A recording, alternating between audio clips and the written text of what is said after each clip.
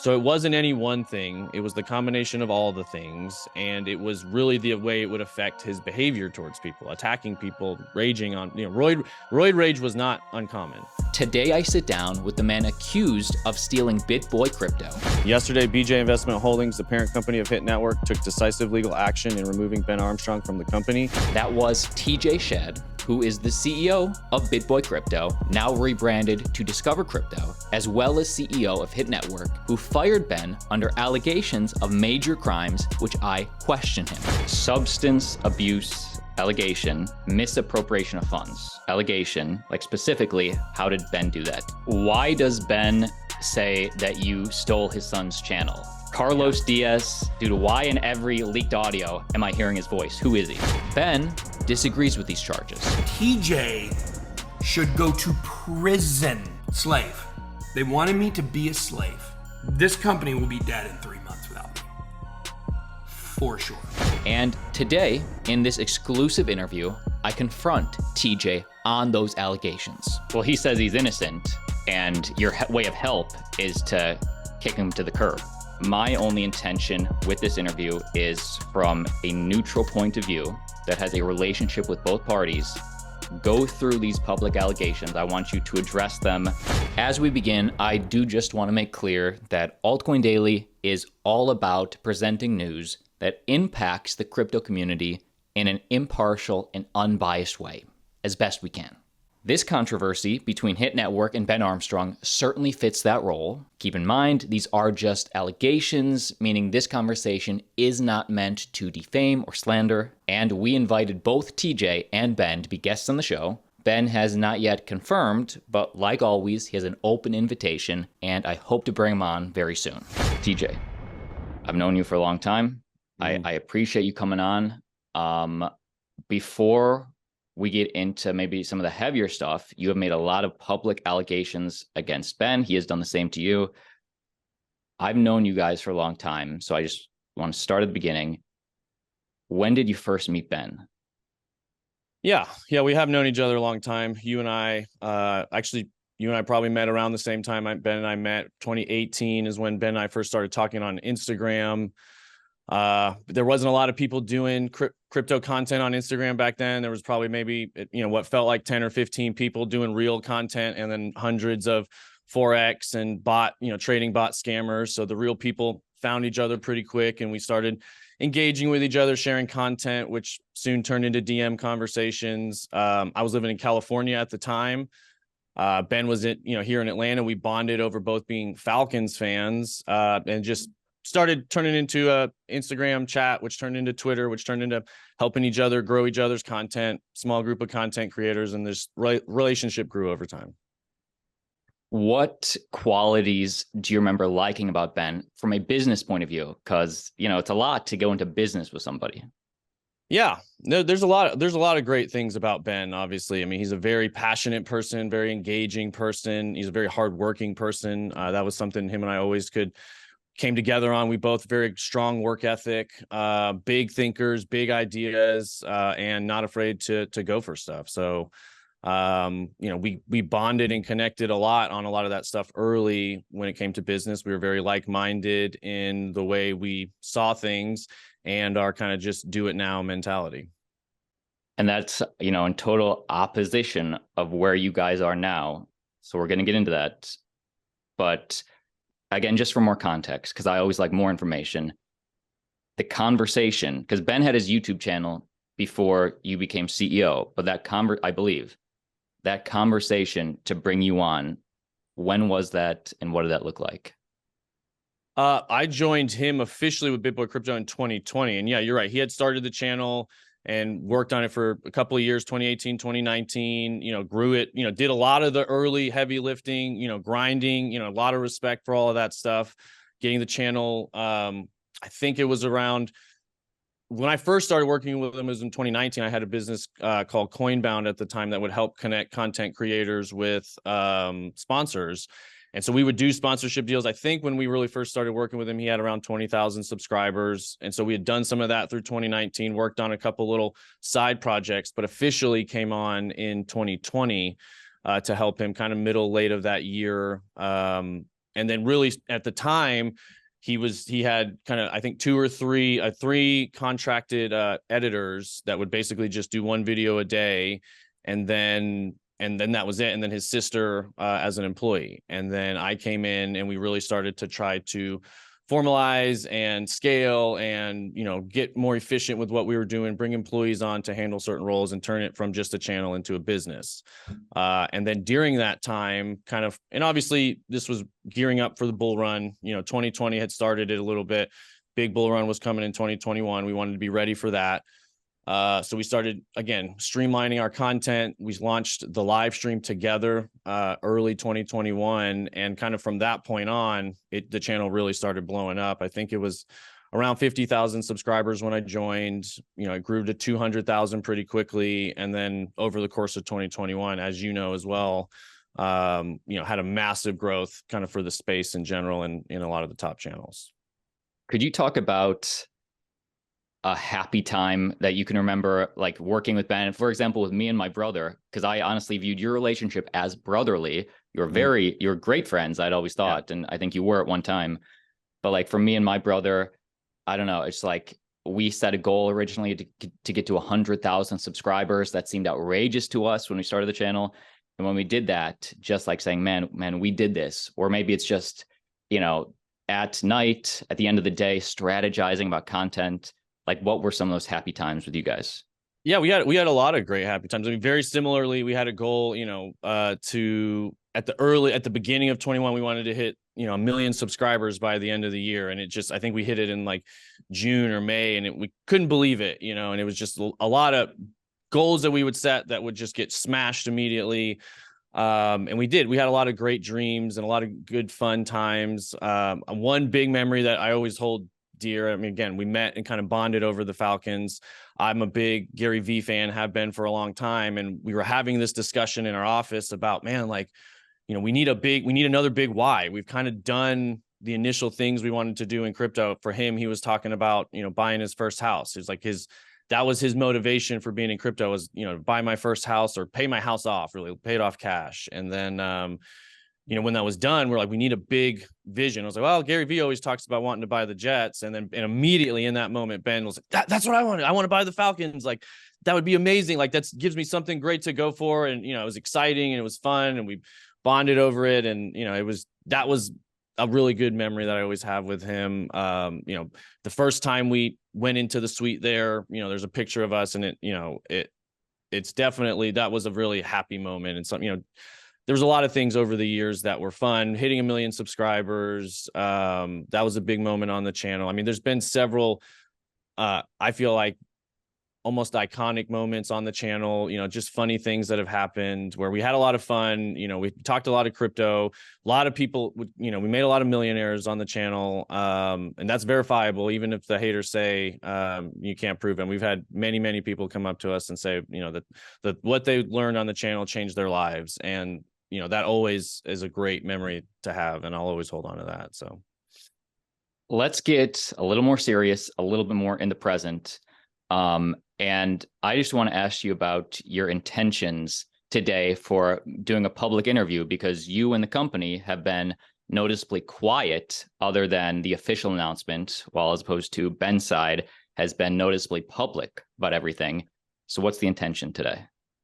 Really the intention is to, address this one time and answer a lot of questions. Cause as you said, there have been a lot of allegations made, but the reason we've been so private is this is a very serious issue that affects a lot of people, a lot of people in the real world, in the social media world, but also just in crypto in general. And part of it, I don't know if a lot of people saw the Ordinary Gamers video that came out recently, but this is starting to really float up to mainstream YouTube and is starting to put it is putting all crypto content creators in somewhat of a bad light, and the crypto content creation space in a bad light. And it's getting kind of referred to as a lower class of YouTube. And, I don't like that. That's not good for us. That's not good for any content creator. You guys work really hard. George works really hard. Coin Bureau works really hard. Tons of people here, Frankie Candles, people on around the blockchain, BitLab Academy. We have, and everybody else in the content creation space. I mean, everybody's,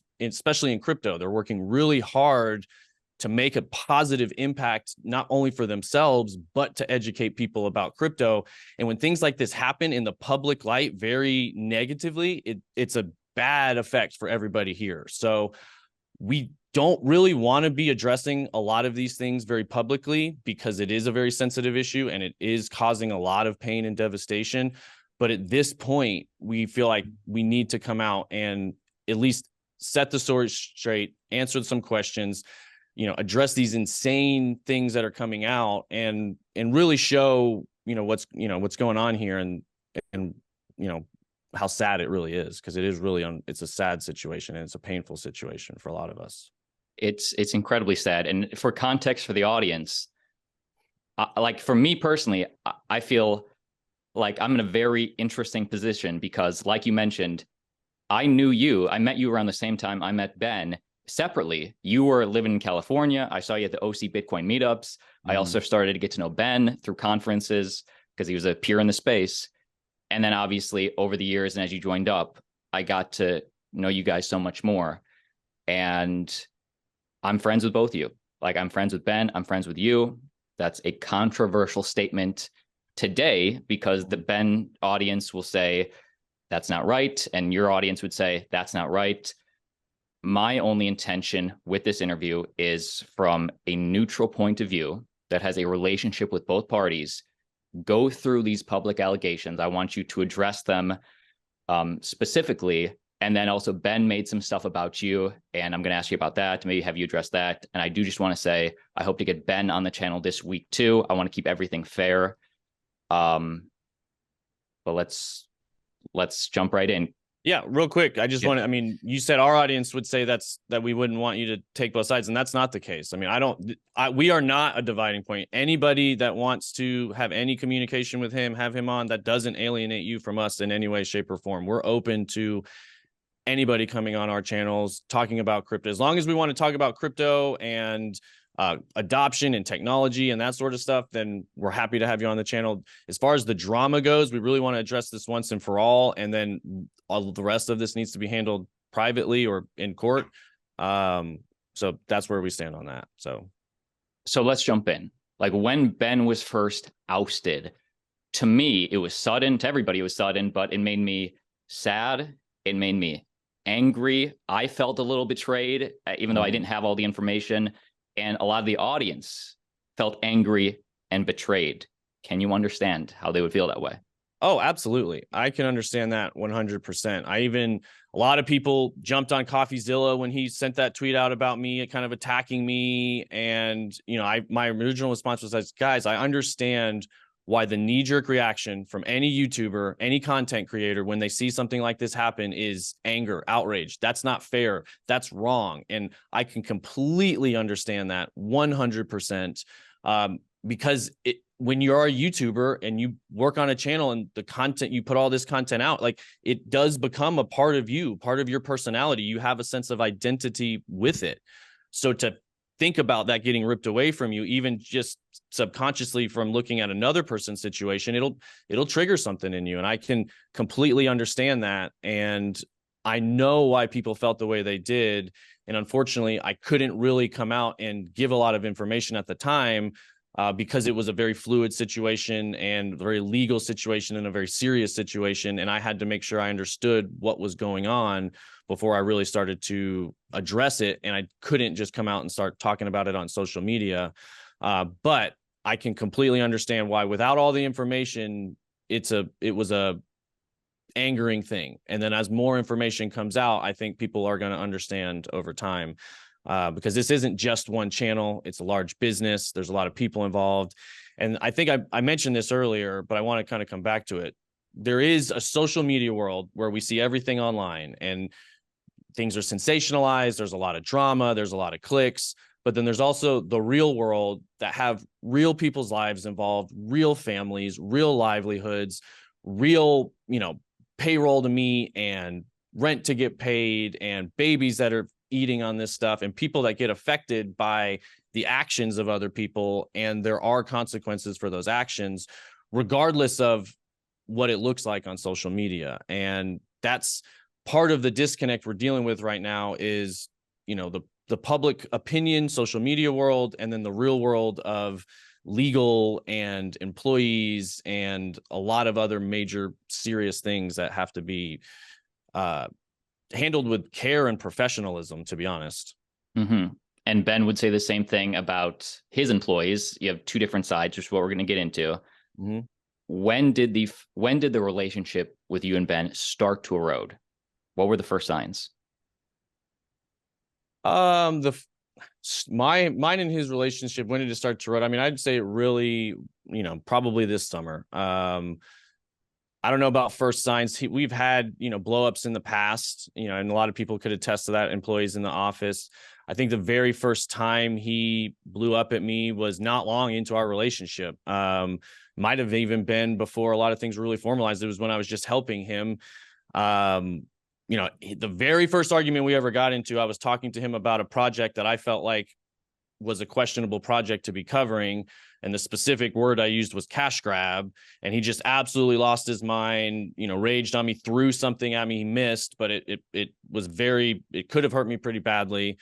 And it was just a big blow up. And that was the first time I really realized, okay, he's got some anger, and, it is what it is. We worked it out later on. We parted ways for a little while. We came back together. He did apologize, and basically said it was a matter of semantics. And he was very sensitive to the word cash grab based on some of his reputation in the past. And when I said he was doing a cash grab, it just set him off. Now, he did still end up doing the review for that project and made it very clear that he has the final say on all of those sorts of things in the future, and just don't ever use that word again. But that was a long time ago. And, I just kind of learned how to handle that with him.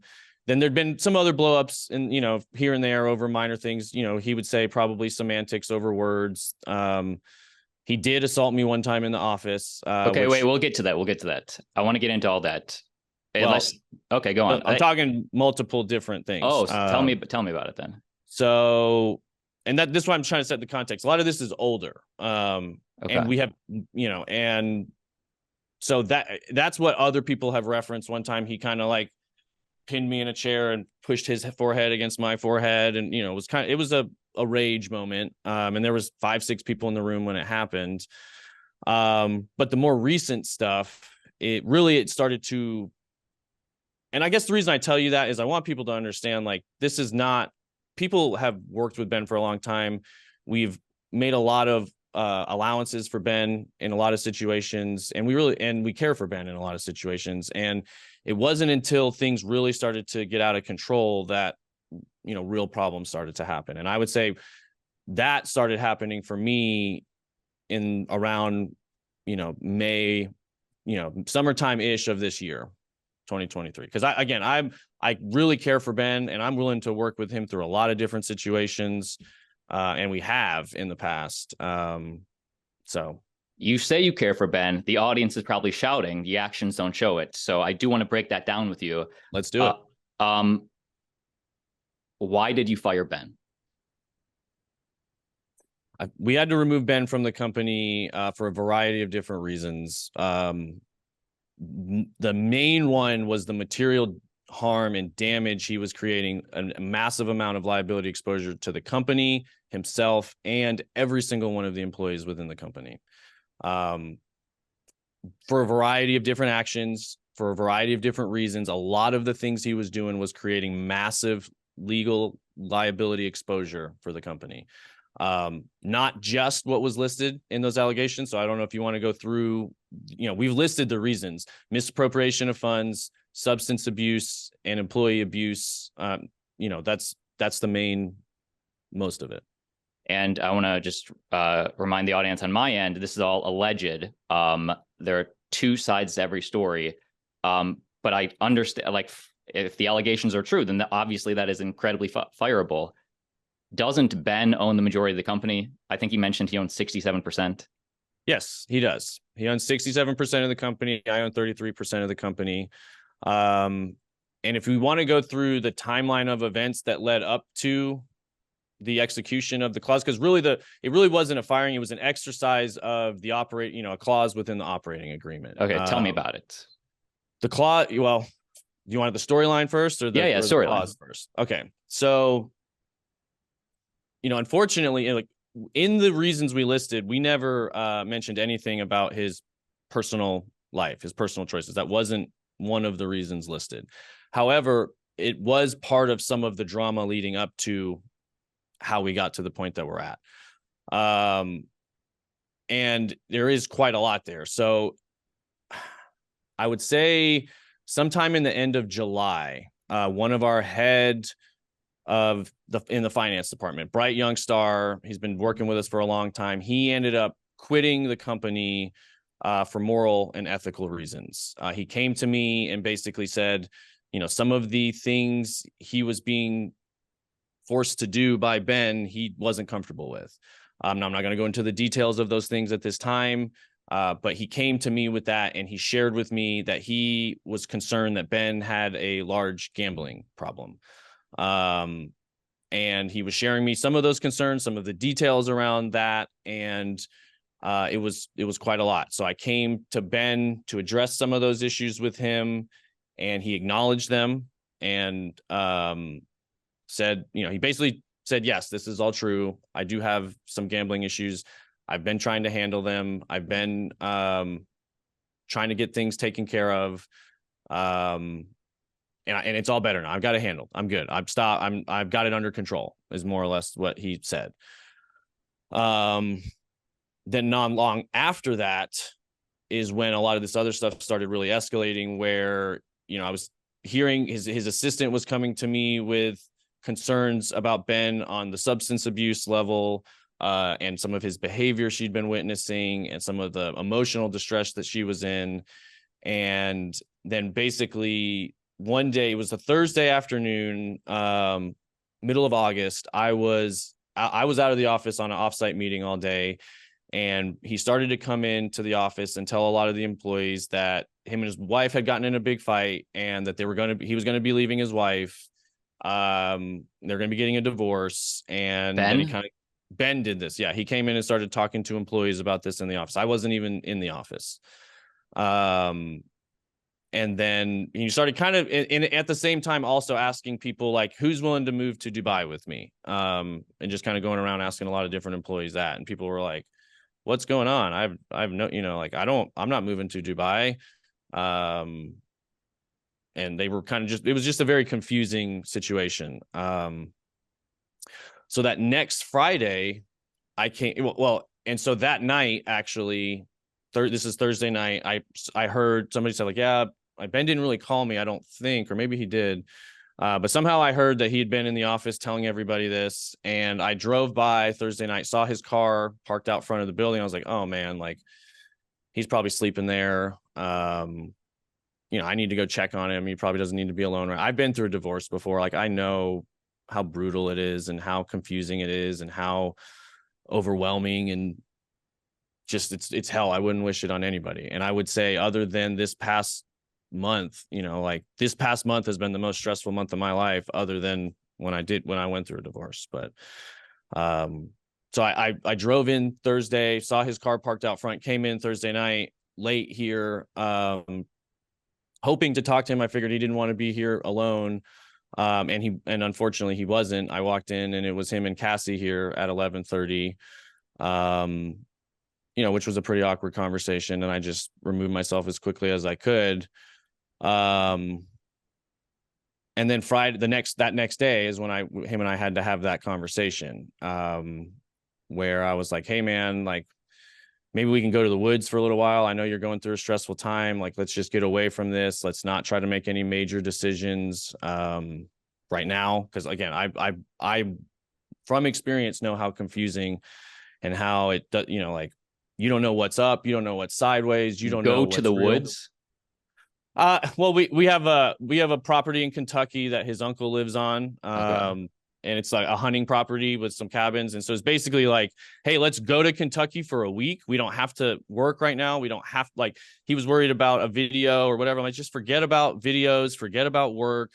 We don't have to, you don't have to make a decision right now about any of these major things. We just need to step away from all of this and definitely, we don't need to be doing this all here in the building with our employees. That's for sure. We need to get away.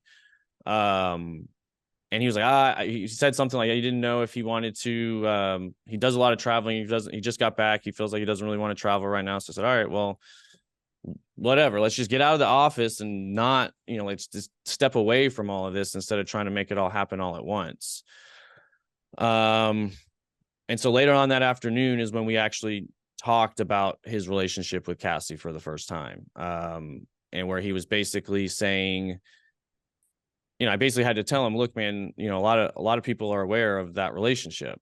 And I don't know who exactly specifically. I just know a lot of people are. It's, like it was very much apparent in Miami and several different places. Apparently, they'd been on a cruise in the past that a lot of people had seen different stuff on, and there was rumors, and it was just a very well-known thing amongst our employees. I didn't know how many, we've got 30, 40 employees, maybe 15 or 20 of them knew. I didn't know for sure. I'd tried to stay very far away from this situation because he'd made it clear based on, things that had happened in the past that he wanted no input from anybody on his personal life. Speaking of like that Atozi situation and everything that happened a year ago, this is not kind of our first rodeo with this situation. And it had turned into things in the past where when people talked to him about it, he made it very clear he didn't want to hear their opinion. And, it ended with documented issues with employees for the company, so it was clear that he didn't want to know, or he didn't care what anybody thought about his personal life. And I didn't want to get involved with his personal life at all. His personal life is his decision. But at this point, once he came in and started talking to all the employees about it, I had to have this conversation with him and say, hey, a lot of people know about this, right? And he was apparently shocked by that. Hold on one second. I still want to know how the firing happened. I know it's a lot, man. This is a lot to get to. No, I appreciate it. This is exactly what I want, but yeah. Okay. So Friday afternoon, we had that conversation and then basically, so this is when things started to accelerate. Is Saturday, him and I were supposed to meet up somewhere. We didn't end up meeting up. Again, I was trying to get him out of the office. I think we were trying to play pickleball. He didn't show up. But he texts me and basically says, hey, I talked to another employee about the situation and they acted like they didn't know what's going on. So I need you to give me a list right now of every single employee who knows about the situation so I can confront them more or less. And that was obviously a concerning text for me to get over the weekend. So he sent me a text message basically asking for a list of all the employees who knew 100% or who knew about his affair so he could confront them and have a conversation with them and basically handle his situation about people knowing his business.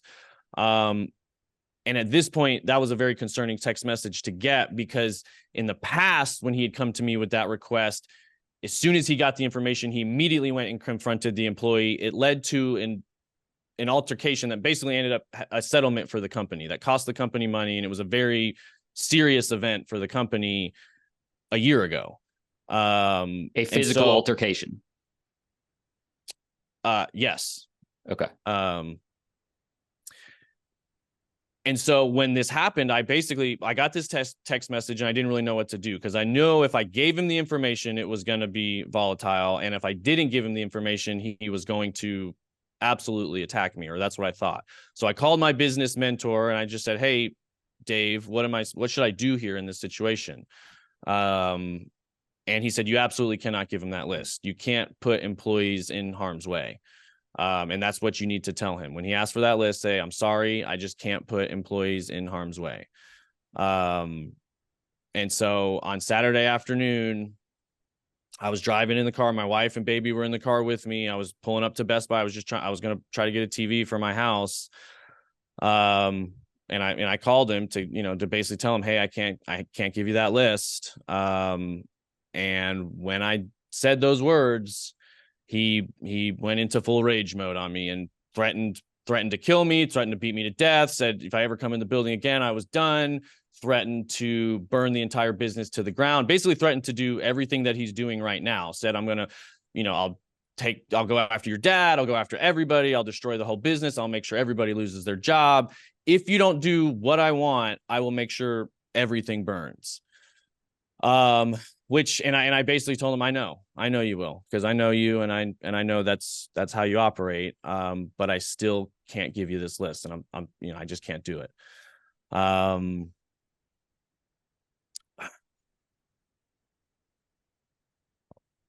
Yeah. So yeah, I said, I know you'll do all those things. But I simply just can't give you this list. I can't put other people in harm's way. And in this conversation, I let him know, like, hey, I talked with your uncle about us going out to Kentucky. I still really think that's the best option. And when he knew I talked to his uncle, he absolutely went ballistic on me, because he says, like, oh, that's like telling your mom. And in my defense, he had told me previously, his one person in his life that if everything hits the fan, the person you need to call is my Uncle Tim, because you can trust my Uncle Tim no matter what. He's my person that will always have my back when I don't know what to do, when I don't know who to trust. Call Uncle Tim. He had told me that in the past. His uncle had told me that in the past. And so that's what I did out of concern for my friend, because this was more than I knew how to handle. And when he knew I called his Uncle Tim, he got very, very upset about that. And in the conversation was yelling and screaming at me, basically blaming me for not stopping his actions earlier, saying if I cared about the company, I would have done something, I would have prevented him from making his mistakes somehow. So basically blaming me for his mistakes. And he literally said, my biggest problem was that I cared more about Ben personally than I did the company. And that if I cared about the company, then I would be acting differently.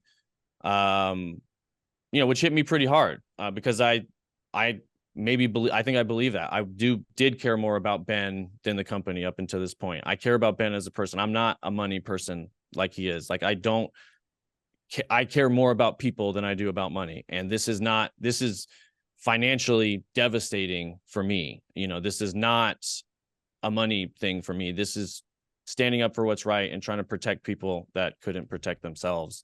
And it just is what it is. So yeah, he basically threatened me, said if I returned to the office, he would beat me to death, said, all sorts of threatening things, basically, at that point. Sunday, wouldn't take my calls. Monday, August 21st is when I came into the office. That following Monday, it was around, we didn't speak first thing in the morning, and I think around 10-ish, something like that. He was in there talking to Carlos. His friend Carlos was in there, which we'll get to that a little bit later. I'm sure everybody wants to know who Carlos is. But he was in there talking to Carlos about some different things, and I knocked on the door and went in and just, wanted to follow up on the conversation. The other thing he was giving me a hard time about in that meeting, or in that phone call, was that I didn't confront him. I didn't address the issues with him. I didn't talk to him directly, which is all false, by the way. I've addressed a lot of these things with him multiple times. And I do want to quickly say, if you look at a lot of the statements he's been making, there's a lot of blaming, there's a lot of denying, there's a lot of excusing his behavior.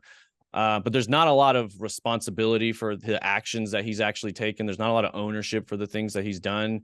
And even throughout all of this, that's what was happening. He was blaming me for all of the things that he did. I didn't have an affair. I didn't have a gambling addiction. I didn't treat my employees badly. I didn't do any of these things. He's just angry now that it's coming out and that there's consequences. And it feels like he's lashing out at all of the people that are closest to him. And the people that try to help him the most are the ones he seems to be lashing out and targeting the most right now, which is, it's tough, but it's not necessarily uncommon in situations like these. Well, he says he's innocent, and your way of help is to kick him to the curb. No, that's not true.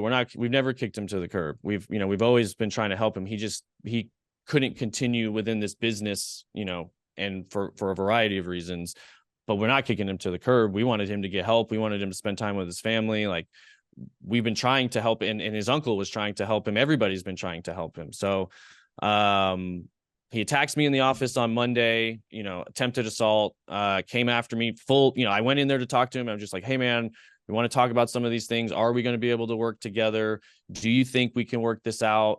And he was saying yes, and I said, I think I rolled my eye. He said something to me that made me roll my eyes, and that's a trigger for him. And when I rolled my eyes, he just full-fledged came across the desk, came after me. Carlos got in between me and him.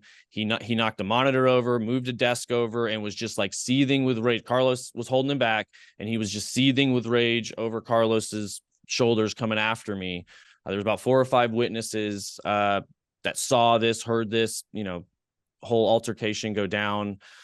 And at that point, he was, I had to leave the office. It was pretty scary. I don't know if many people have experienced roid rage before, but it is real and it is intense and it is scary.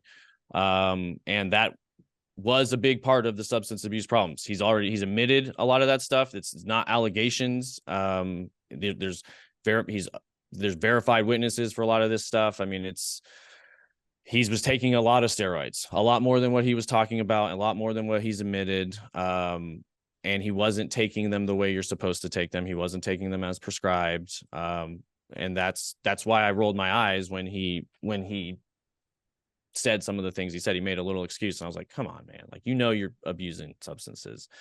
And that's when he attacked me. But yeah, I know he takes D-ball. I know he takes testosterone. I don't know if he's mentioned that he takes Tren or Trenibol or whatever it is, but that's the one that really makes a big difference. And it was never illegal. Are these over the counter? Tren, I don't know if Tren's legal or illegal. You'd have to look that one up. I just know it's very, very strong. And I think a lot of them are legal, but how you get them and all that sort of stuff. I know he wasn't getting them legally, and he was getting a lot of different things from a lot of different places. He was faking prescriptions online and all that sort of, pretending, oh yeah, I'm a wrestler, so I need muscle relaxers. And so they send you muscle relaxers online, that sort of stuff. Is there a paper trail? Like, is there proof or witnesses for these? Oh yeah. These are verified. Yeah. There's witnesses and there's proof for a lot of this stuff. So these aren't just allegations, I guess they are allegations until it's verified in court, but yes, there is a lot of evidence for a lot of this stuff. Xanax, apparently he was asking his assistant for Adderall. That was one of the things she was concerned about.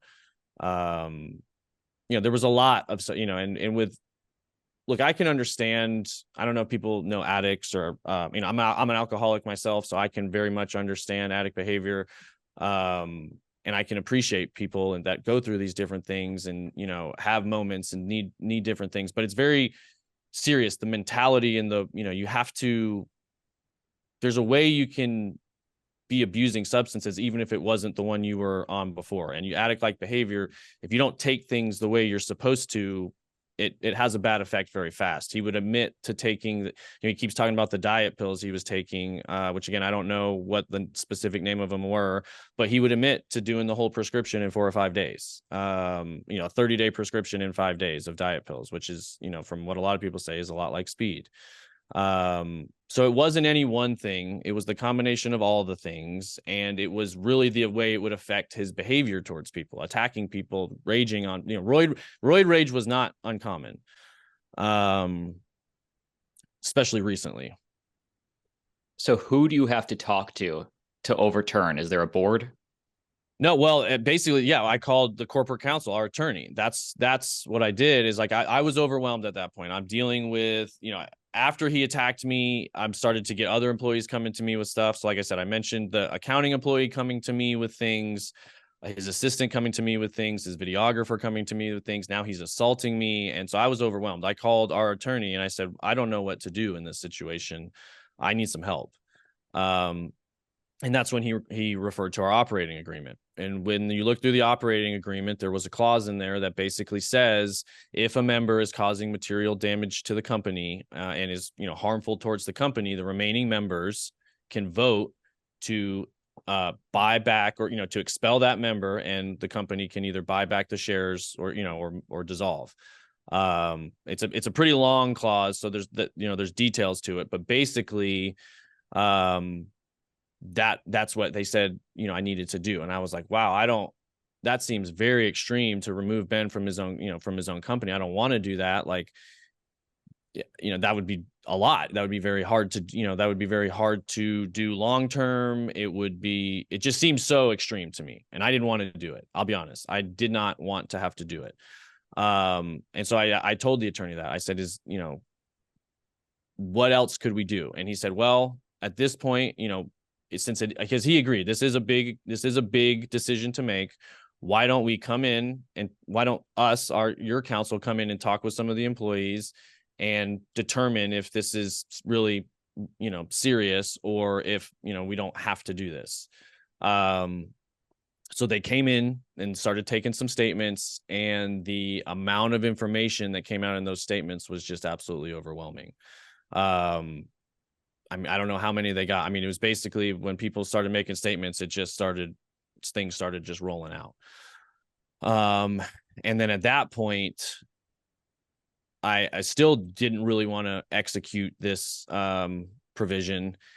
And I asked him, I said, well, what if I don't execute this provision? What would happen? And he said, well, basically at this point, you are the only person that has any power, any authority to do anything. And now that you have all this information, if you choose not to, you could become personally liable for all of these things.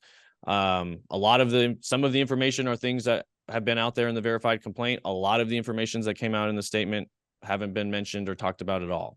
And we would like to keep it that way, for the company. And so when I realized that I was up against now taking on personal liability for some of these things, other key factors, I just had a baby myself. I don't know if that was worth mentioning, but I have a 12-week-old right now that was in the car with me when he was yelling and screaming at me. And so I can't go, take on the liability for all of Ben's actions and consequences in good faith, knowing I need to take care of my family. So I've done a lot of protecting Ben and for a long time in a lot of different situations.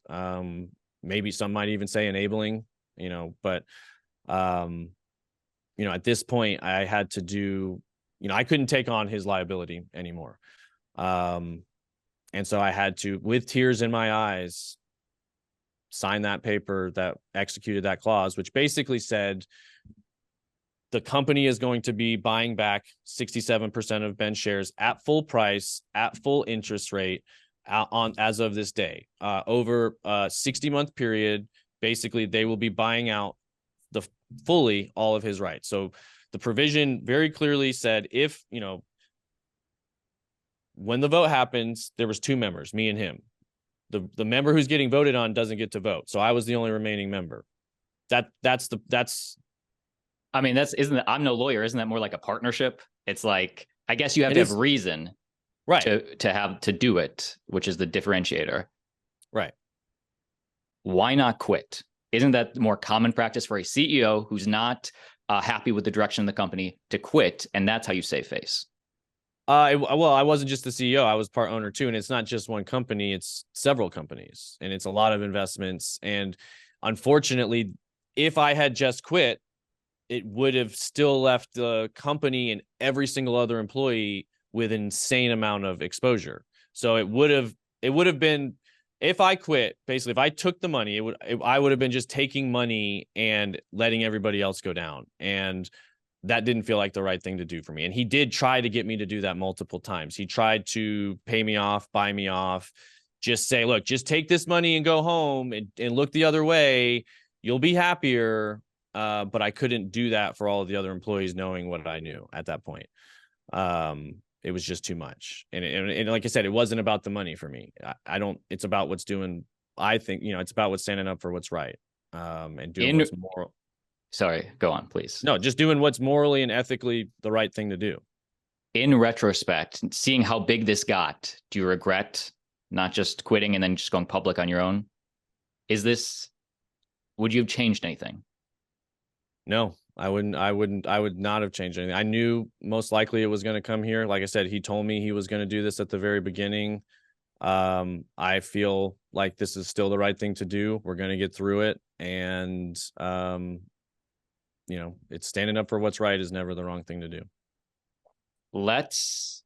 As with many things in life, like the devil is in the details.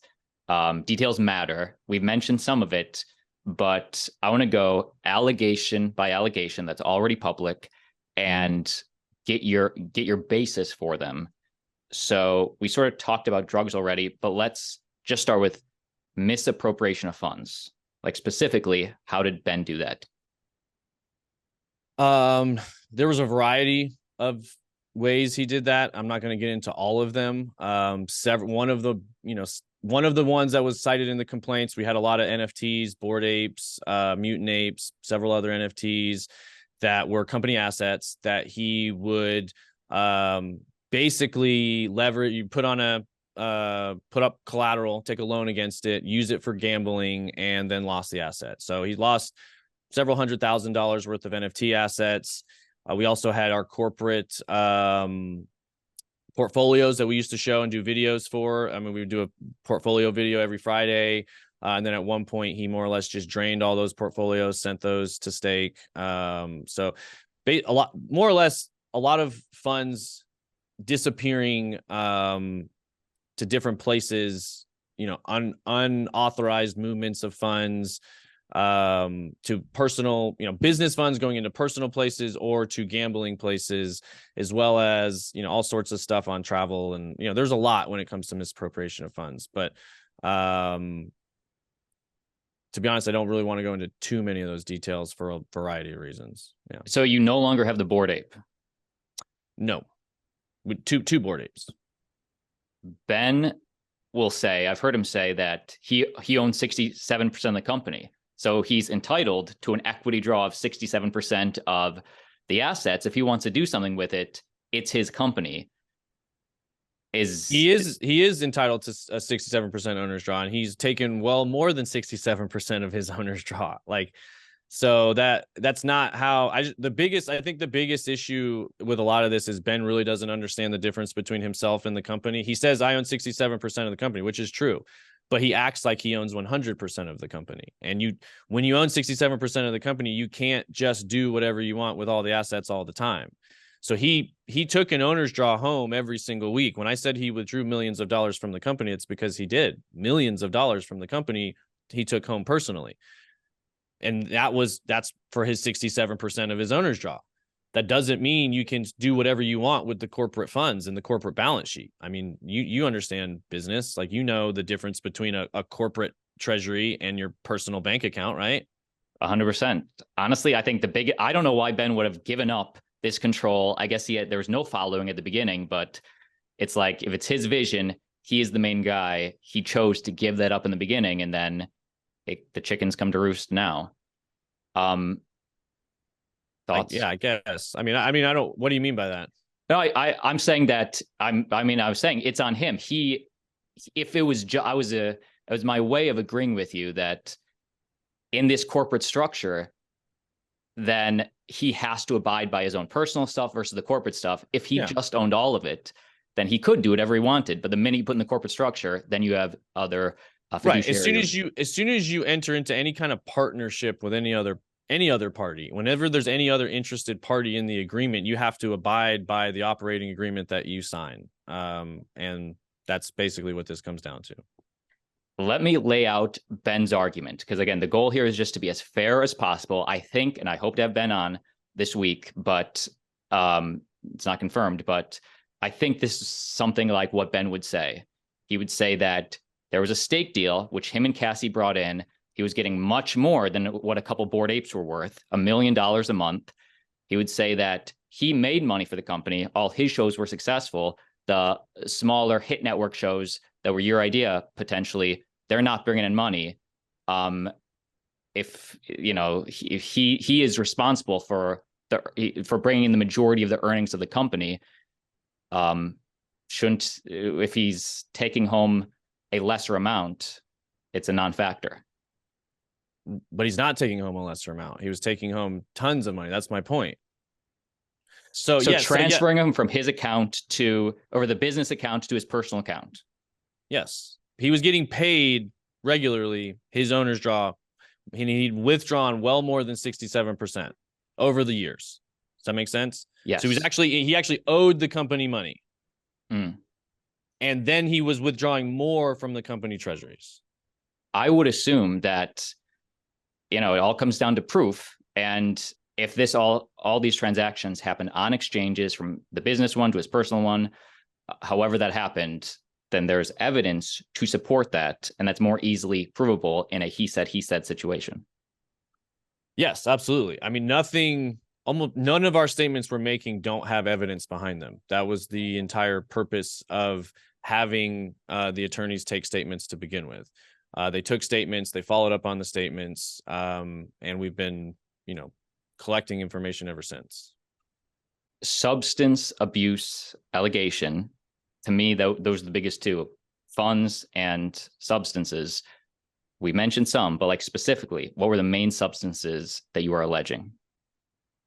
I mean, again, it was a variety of different substances. He's already named a lot of them, but for, it was a lot of the steroids abuse. And I think Xanax was verified. And again, a lot of this is going to come out, the details in the evidence that comes out, but a variety of different steroid abuse, muscle relaxer abuse. Like I said, I believe I mentioned he was taking Adderall or asking his assistant for Adderall.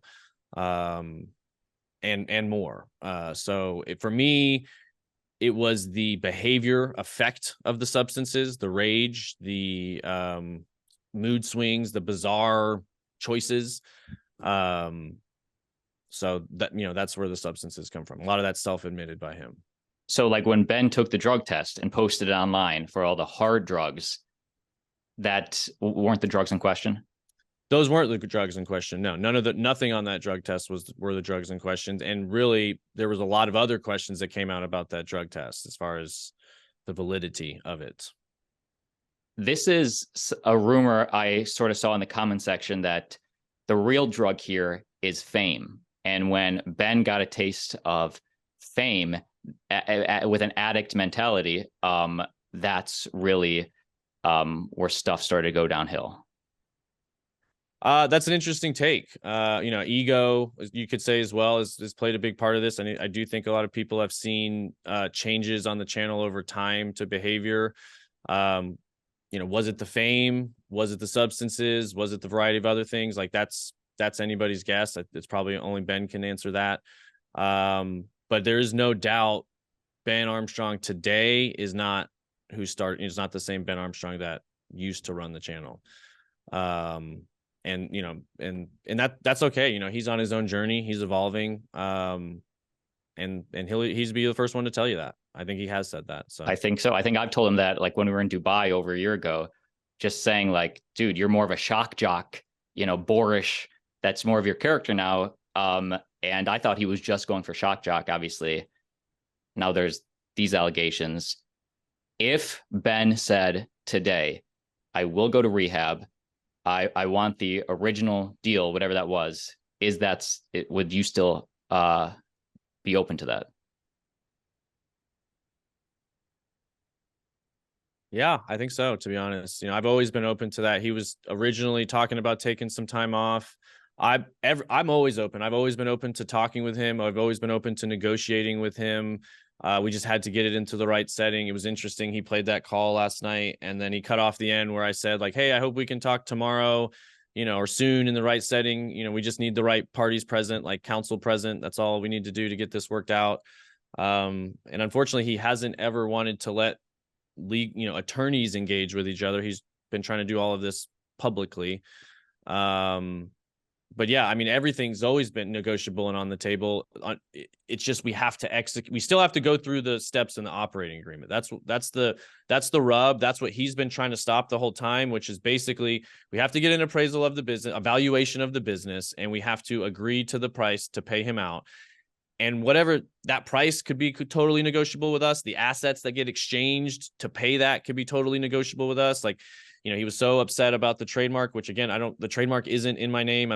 It's in the company's name. As far as I know, it's owned by the company. It's company property. All of that stuff could have been negotiable. If he wanted to go be BitBoy, like we could talk about all of that stuff. Let's talk about it, because okay. That was a question of mine. The trademarks were owned by the company, but they're all signed by you. And again, one of the allegations he made in his live streams or on his YouTube page was you have been planning this takeover for years. Everything is signed in your name, and you own the trademarks. No, that's absolutely ludicrous. I've not been planning this for years. I just told you the story. This happened recently. Why would I be planning this for years? It doesn't even make any sense. So no, I signed them because we hired somebody to get all this stuff done, and I signed the document. But the patents are in the company's name, or the copyrights or the trademarks. It's all done for the company on the company's behalf. We hired an attorney to do it. She did it. I signed it because I was the CEO, and either one of us could have signed it, and it wouldn't have changed the fact that the trademark is owned by the company. And when whoever's, like when he was no longer with the company, he doesn't own the trademark. But again, I don't care. If we were going to rebrand anyway, and he wanted to still be BitBoy Crypto, like what difference does it make to me? Like that was all we could have talked about, any of that and all of that. Like all this stuff he's saying about his son's channel being stolen, that's not true. The jerseys, like none of that's true. They've never communicated a request for any of that stuff. It's all here, and sure, we'll transfer it to him. His son, I don't think, wants to do his channel right now. If he does, let us know. We'll be happy to work all that stuff out. But it needs to be communicated through attorneys, not through, right? I mean, right. He's threatening me right now. He's still sending me threatening texts and texting my wife, and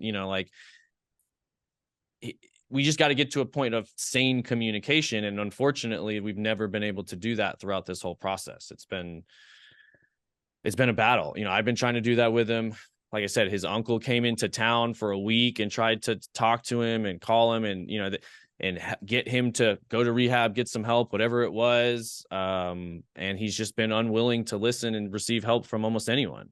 And the more they tried, the more he turned on him. I mean, I can't believe what he's saying about his uncle now. I've never tried to bribe his uncle. I've never, his uncle's not, like this is all just crazy. There's no giant conspiracy for 8 of the people, the closest people who cared for him the most, or 7 or 6 or whatever he's saying. Like, there's no conspiracy for all of the people who cared most about him to overthrow him for what? I just don't even understand.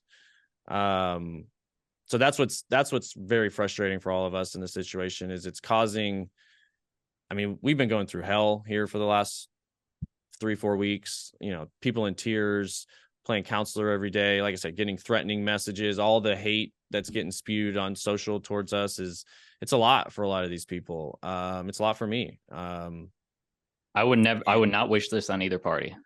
Me either. And I don't wish this on Ben. I really feel bad for Ben in the situation that he's in right now. I think you hear that in my voice on that call. Like this is brutal. This sucks. This is one of the most painful things anybody could ever experience in their life. And what's tough for all of us is, until he starts taking some responsibility for some of the actions he's taken and some of the consequences that come with it, it's not going to get any better. It's going to only keep getting worse and worse and worse. The more he blames and lashes out and denies and starts making these crazy claims, then it's only going to continue to get harder for everybody.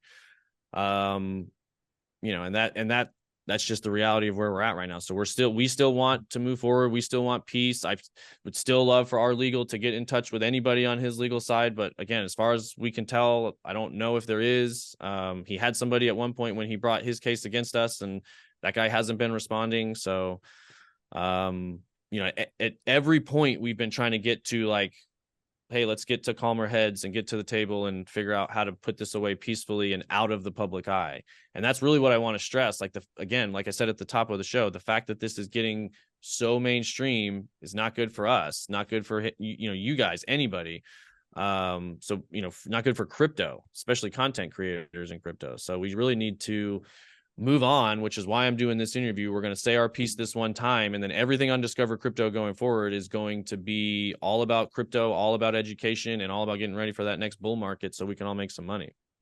Why does Ben say that you stole his son's channel? Like, steelman that for me, if you would, or is there any basis? Like, why would he say that? Because it's hooked to a hit network email, so it's like they can't log into it right now, but we would transfer it at any point in time. That's what I'm saying. It's like it was run here as a business. He was using business resources to run it. He was using employees to run it and corporate emails to run it.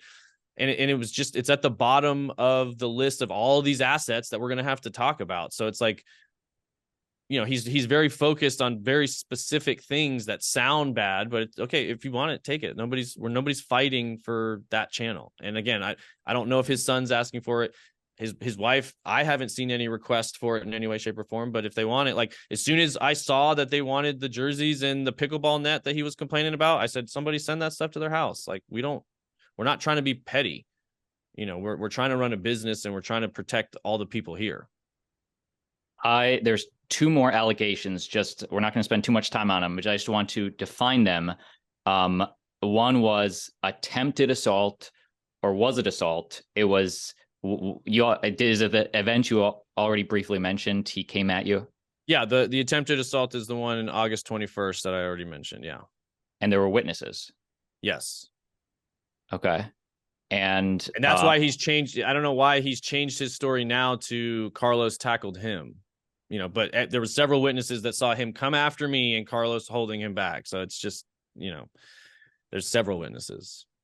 And the sexual harassment assault allegations, to me, that's the biggest unknown in terms of what are you alleging? I mean, I'm not alleging anything myself. Or in your public statement. Yes.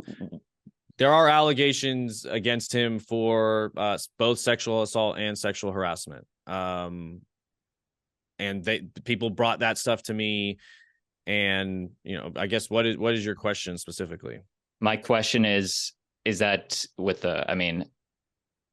when you mentioned sexual assault / harassment in your official statement, what is that allegation specifically?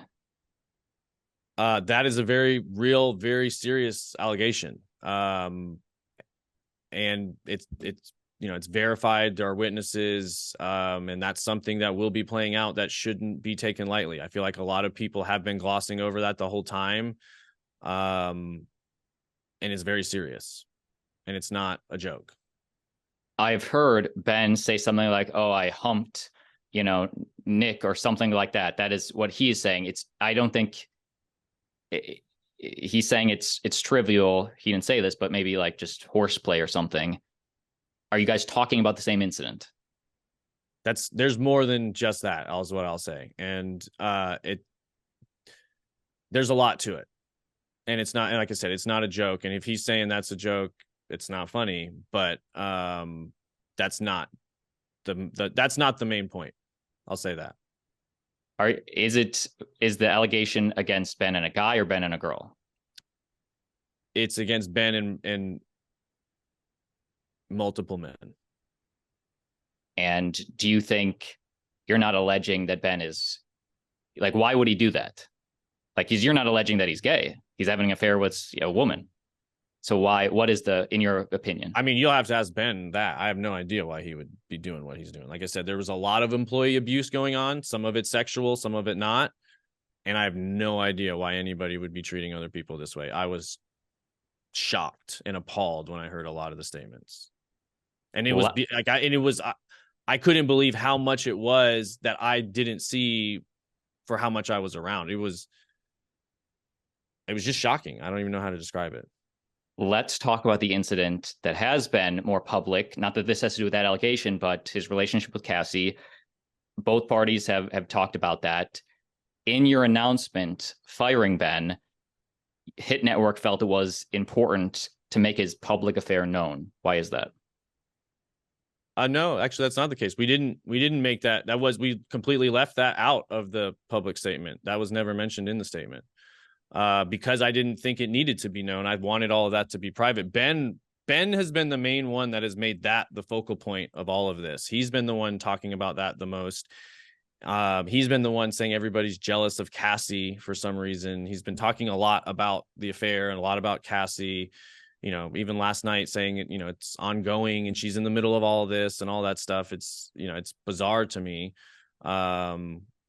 But no, I didn't want that to be the focal point of any of this, to be honest. I was hoping, my hope was that he would, it would be the substance abuse. He would go take some time off, get his head clear. And that was really what I wanted. Get your head clear, and then we can talk about how to figure all this stuff out. And people would, forgive him for that. Nobody would there's a redemption story there, and there's a path back, and there always is a path back to redemption. But, at that point, that would have been, I think, the best path forward for himself, the channel, for all of us. It's like, hey, I think he even said it at one point, he was going to take 30 days off. So, yeah, it's just, I never wanted that to be the focal point. Ben has just been vocal about, you met your now wife through an affair. You were the other man. She worked for you. Does that make you a hypocrite? No, it's a much different situation. I've talked about this before. This isn't something I'm ashamed of. You guys have met my wife, Allie, before. A lot of people have met my wife, Allie. Yeah, she started working. She was my assistant. People ask me, like, oh, how'd you guys meet? She was my assistant. I wasn't married at the time like Ben is. I think that makes it considerably different.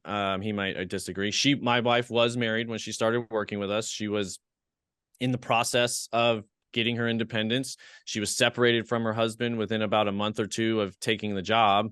We started dating after that, and we got married, and we had a baby. So it's really not that controversial. Yes, she was my assistant. Yes, we had a relationship. Yes, she was married when she started the job. Those are true facts.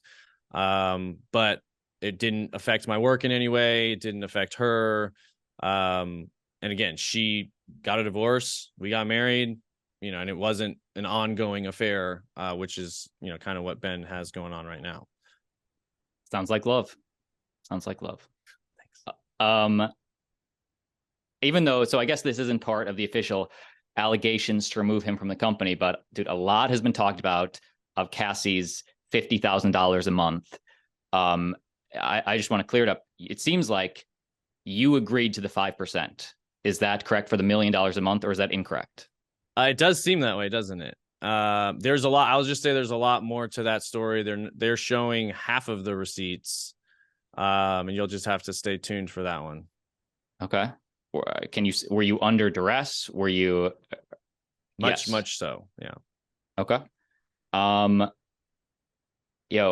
It seemed to me like last week, AJ, the employee of Hit Network, left the business, chose Ben. It seems like a big get for Ben. And the only reason I say that is because, I haven't been in the office this last year. I don't know what's going on. I'm not saying all the employees are privy to what the top guys know, but often employees do have a sense.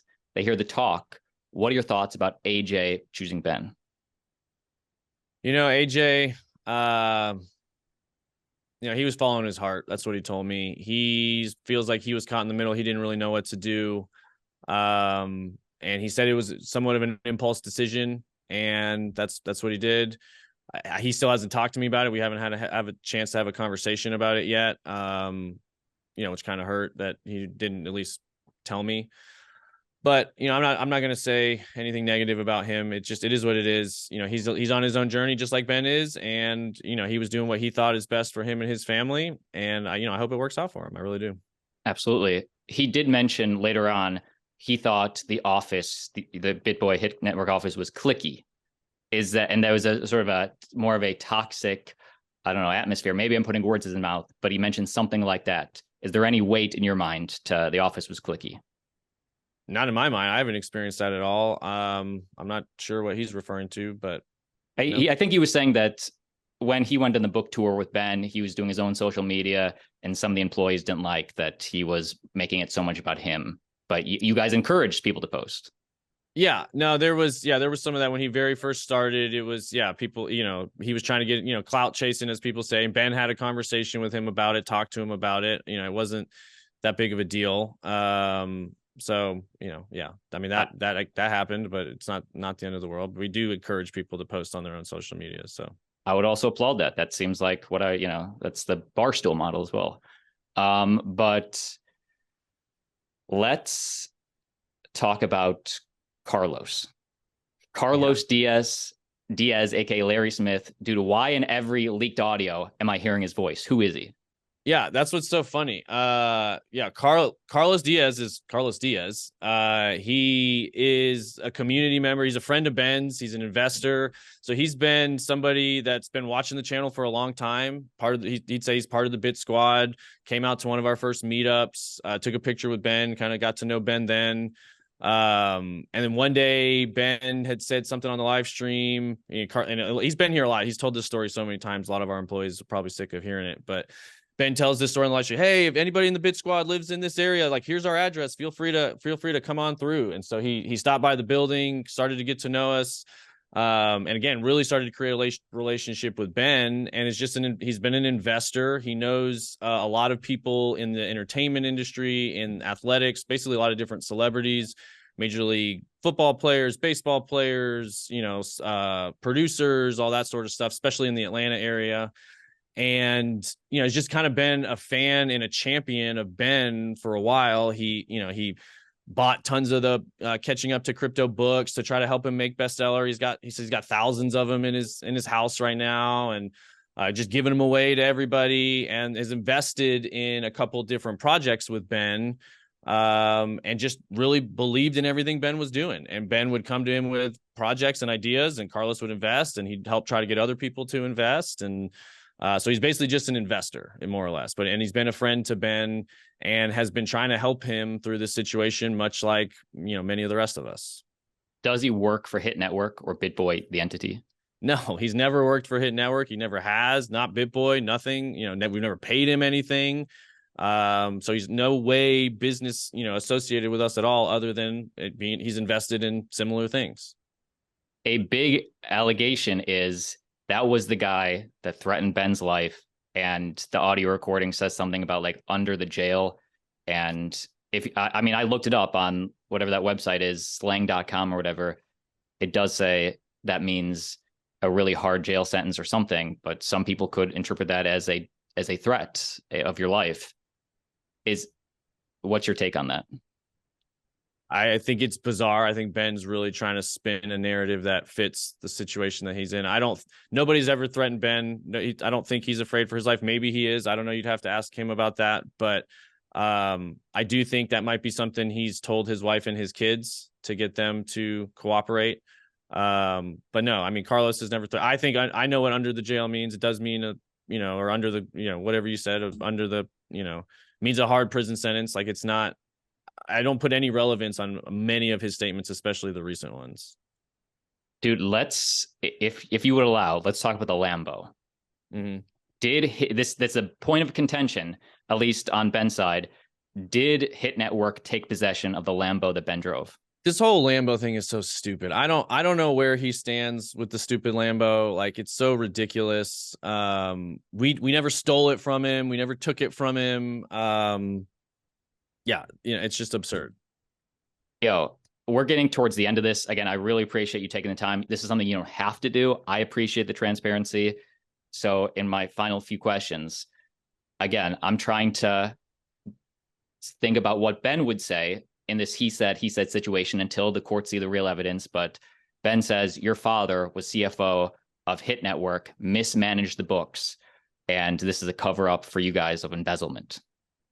No, that's, again, another just absurd allegation that he makes with no proof. My dad, his actual official title has always been Master of Coin, because his main job was to be managing crypto. The money he's alluding to him losing is money we had in Celsius when Celsius went under. So I guess he's blaming my dad for Celsius going under. We've had a CPA firm that does all of our taxes. We have a bookkeeping firm that does all of our books. So those are just, again, completely baseless allegations. So your dad is not responsible for the taxes. That's the CPA. No, not in any way, shape, or form. We have a CPA for him. It's Gordon Law. He'd have to complain to them. How do you feel about Ben asking his followers to donate money for the lawsuit? I think that's pretty low. I don't think people should be donating money to him. It seems like he's in the nice house. He has the Rolex. At least he did it a couple of videos ago. Is, in your opinion, like, does he really need the money, or why would he do something like that if he has those assets?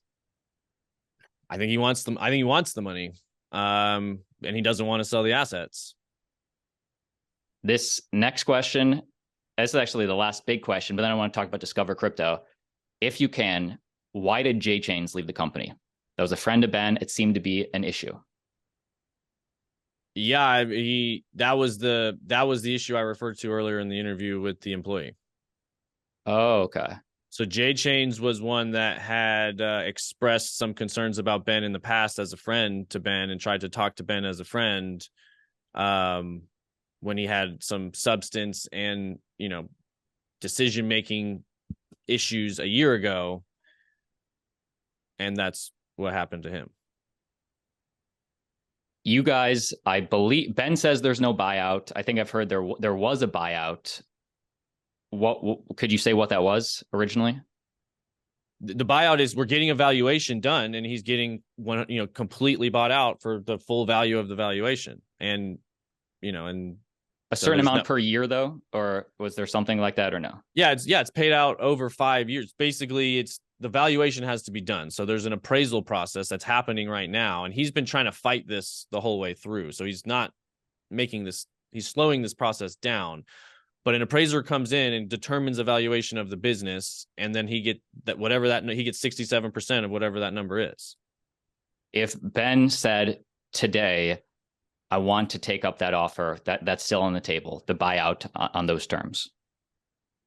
It's still there. We're doing it. That's what I'm saying. We haven't ever stopped. Cool. The only person who's been fighting this the whole time is him. So that's the other thing that's strange is we've been moving through this very methodically and professionally. He filed the emergency motion to try to stop it. The judge threw that out. And the only thing that has happened since then is we've continued to try to get the valuation done and get him paid, which is why this whole thing is bizarre to me. Let's talk about Discover Crypto, but just final thoughts on whatever you want to say, if there's anything left on this incident lawsuit. Yeah, the only thing I really want to say on it to close it out is, this is a very unfortunate situation. It's really sad, not just for all the employees here, the channel, all the families that are affected, not just for Ben and his family, his parents, but for really all of us as a whole. We really want to be able to move forward and put this behind us.